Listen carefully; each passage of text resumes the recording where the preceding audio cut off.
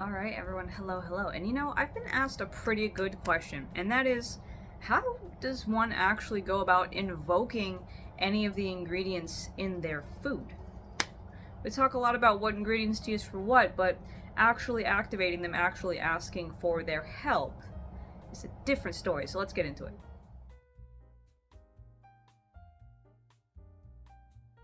So, when it comes to kitchen witchcraft, any witchcraft almost, one of the biggest ideas inherent in it is the idea of animism. And now, animism is a concept that can take many forms. In many different religions, there is an idea that all pieces of creation have some kind of life energy, some kind of soul, some kind of properties, something that can cause change in the world. For a lot of New Age folks, right, you might hear them talking about like the vibrations of a certain crystal, or I don't know, the general energy signature of something. And this is attempting to put a more pseudoscientific bend on the language, when what they're describing is what's been around for a long time, and it is that animism, that idea that these rocks, these crystals, herbs, animals, anything have these inherent properties, these inherent souls or signatures or purposes in their creation. And so when we know about that, and we know that we have all of these herbs that were once living plants, right? Like, so unlike a crystal, which we don't categorize as a living thing in any sense, plants are living creatures. They are things that eat and drink, right? They pull up those nutrients, they pull up that water, they bend to the light of the sun. They are living organisms, and they're very fascinating. And so as a result, it's that much easier to attach an animistic concept to it, an idea that these plants that we use have some kind of inherent soul or life energy. As a specifically Christian witch, I can tell you many different places that animism shows up in the Bible. I've talked about it a little bit before in my episode on like animism and Christianity, but when it comes to just everyday living, this is something that I've also talked a little bit about it in Discovering Christian Witchcraft, which is almost out. You should definitely go pre-order if you haven't already, if you're interested in specifically Christian witchcraft. Really, any witch could use this, to be honest. It's got a lot of good stuff in there.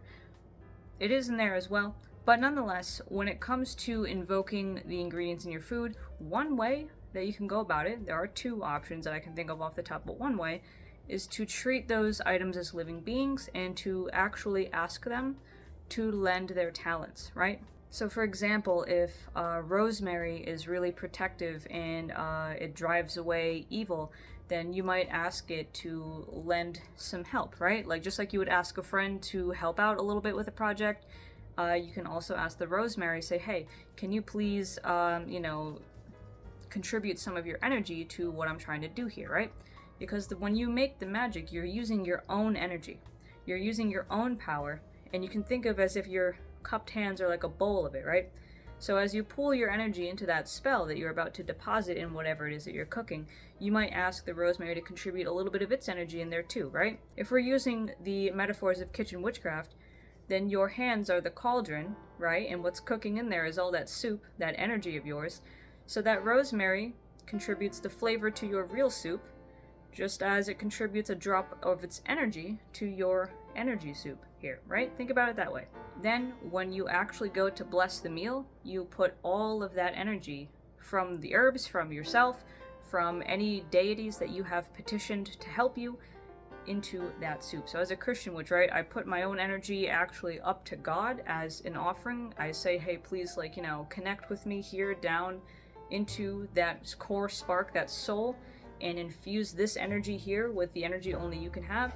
And then after I offer it up for him to bless, dunk it in the soup, bury it right in there, and basically cast that entire blessing in there, right? So it almost follows holy water theory in a way, where if you have a holy water blessing, if you put enough holy water into a bigger vat of water, that entire vat becomes holy water, right? So by the ratio of holy water to regular water, you can bless the entire thing and just kind of keep infinitely making holy water.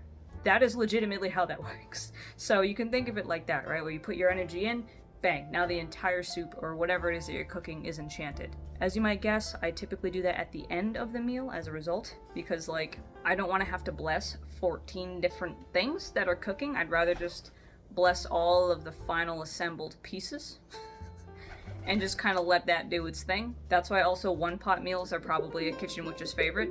Now, the other way that I mentioned is more egregore theory, right? So, for anyone who knows about occult magic, ceremonial magic, there is an idea that the more people think and attribute their own beliefs and energy to something, the more manifest it becomes. So, for example, if people really connect with and love, like, Daenerys Targaryen from Game of Thrones, right? Let's just say there's enough people who think about her, who like her a lot, who really admire her. There's enough energy going towards the raw concept of Daenerys Targaryen that something called an egregore of her now exists. It is something almost like an automaton, like a artificial intelligence, basically, and you can interact with it according to egregore theory. Just like you would interact with an angel or a saint or a god or a spirit, you can interact with an egregore. The thing about egregores is, like I said, they're kind of like artificial intelligences, so they're only going to know what the general thoughts of the people that made it have put into it. It is a thought form. That's what egregores are also called, thought forms. So understanding egregore theory, we can extrapolate that to a lot of different things. I mean, if everybody associates lavender with anti-anxiety, anti-stress, and peace, then you know it's going to be absolutely baller for any kind of spells that have to do with that, right?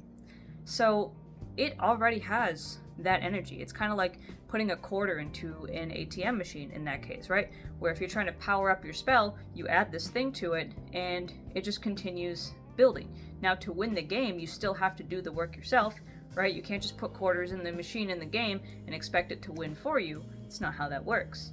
Your magic is what actually plays and wins the game, gets you the prize tickets at the end. Egregore theory is really functional and can be used for a lot of things like that. So what it really comes down to is getting creative, right? Just like in the first example where we had kind of asking this thing to contribute its energy, so too can you just use those herbs as the symbols that people have contributed so much energy to into your food.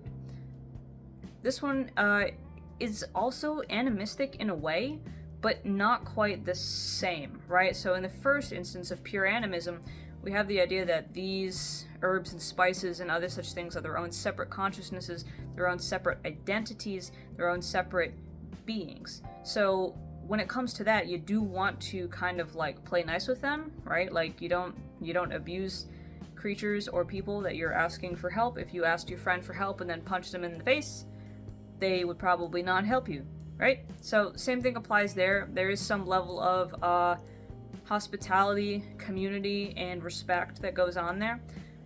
But egregore theory, I mean, generally, in my opinion, it's a mark of someone's character how they treat even AI, right? We see a lot of interesting studies coming out about how people abuse their AI girlfriends. So let's also consider that while these things may not seem like real to you because they are AI, that doesn't mean that it is not still an active reflection of yourself in how you treat them. Nonetheless, I do consider egregore theory probably a bit more useful for things like crystals specifically, because for some reason, while I can get on the animism train with like herbs and animals and things that are actively biologically considered alive, stuff like rocks or crystals, obviously since they're not considered alive, it would perplex me a little bit how they would be considered animistic or alive in that sense. So egregore theory is something I lean more towards and make use of with those. You could still use that in kitchen magic though. If you make some kind of drink like for a party, you can actually put crystals around it, and those crystals can radiate, right, that energy that they have collected from centuries of thought and reverence and importance into that thing that you have made. So please don't think that it's an either-or situation. They're both definitely useful, and they both definitely have a place in kitchen magic. Whichever one makes more sense to you to use at any given time is entirely up to your discretion. But with that said, I hope this is a helpful overview of how you might actually go about that, some ways that you might reframe how you might do that, and now when you go to cook your next meal, after you identify what you want to use and what you want to do with it, use a couple of these tricks and see if it helps you connect to that magic a little bit better. So, with all that said, I will see you next time for some more good Kitchen Witch content, and I'll see you around. Bye.